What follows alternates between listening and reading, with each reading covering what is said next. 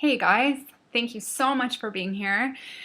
My name is Evelyn and I am a holistic nutritionist. I so wanted to do this outside today, but it feels like 40 degrees out there and I couldn't find a way not to be totally blinded by the light and sweating all over you. So I decided to come inside.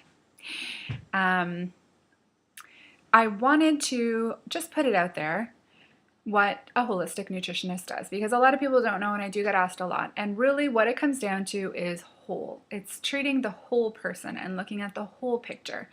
You know, how is your mind-body connection? How is your lifestyle habits? How is your sleep? What's the first thing you put in your body in the morning?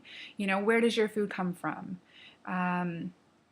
Do you buy any non-organic produce? Do you buy a lot, or do you buy only non-organic produce? Do you eat a lot of meat? How much meat? You know, what are the imbalances that you know of? It's really looking at food as a very, very, very powerful influencer of our health and well-being. And yeah, I'm sure everyone has got a story of when, you know, they made changes to their diet and they noticed leaps and bounds in their health. And it's not always easy to make change, I know. And I wanted to share two ideas that I have if you're just starting out on your wellness journey. And sometimes there are bumps along the road and it feels like you're starting over. So if that's you, welcome. I am always happy to chat about this stuff. In fact, I love chatting about this stuff. I love talking to my coworkers about it, who I'm a flight attendant, so it has nothing to do with nutrition. But yeah, I love talking health and wellness. So please feel free to hit me up. But my two ideas for you. First, start looking at your thoughts. And yeah, it's not fun, it's boring. And sometimes it feels like a minefield in there. You know, we spend so much time trying to dim our thoughts by distracting ourselves, by eating, by drinking, by doing anything sometimes, but really looking and understanding what's going on in here. But the reality is, when you do, that's what can trigger an effect that can give you a brand new result. And so if you are looking for a brand new result and you find that you keep getting trapped in the same cycle of having things happen the same way over and over, and you're not getting that new result that you want, check out your thinking, check out your thoughts, try to see what's going on in there. One way that you can do that is to sit down and write down 100 questions.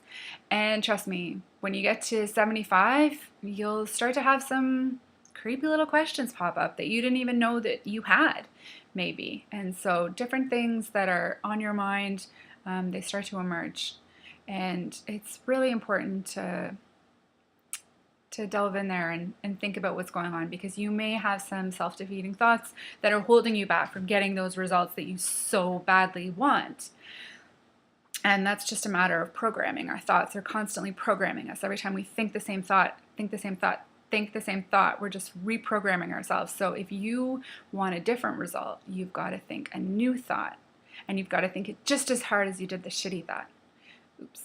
But yeah, so yeah. You could write it on a post-it, you could leave it on the mirror, you could open your journal every morning and have a look at it, you could sit down and write out that thought, 10 times in the morning if it's just so hard to remember. But just to give you an example, if someone is very overweight and they wish to be thin, okay? So their thought is, the first thing that they think of, that they wake up in the morning and they think, I am overweight, I've always been overweight, and I'm never going to be able to lose that weight, right? And so that's a thought, and that is causing negative feelings. That's causing low, really low feelings, like potentially very low self-esteem, potentially feelings of sadness, frustration, anger, just self-loathing, and can eventually lead to actions that are going to try to dim those emotions. And, if you're feeling really sad and anxious over the fact that you're overweight, that may lead to overeating again and sitting there and eating, just to use an example, eating a full cake. And I'm not saying people are out there eating full cakes, but I know that I've eaten an entire McCain Deep and Delicious cake, so I'm probably not alone. And the result that gets you is more weight gain, excess fuel in the body, right? That's weight. And then again, that's evidence for that original thought, and so the cycle keeps going. So creating a new thought like, I love my body. My body's out of balance, but my body is perfect. And that'll create different feelings, right? Feelings of self-love, feelings of curiosity even, which will lead to different actions, different results. So I do think it's a very, very powerful avenue to go down. The second thing, short and sweet. Just drink some water. Just drink some water. When you first get up in the morning, we are so dehydrated. We've been breathing all night, panting all night in our dreams.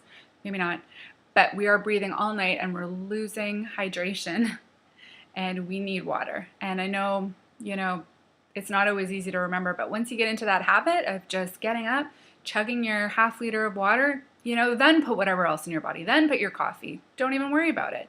Just wait. Just start with 1 or 2 simple steps, and that's the best way not to get overwhelmed and just kickstart your health journey and just no worries.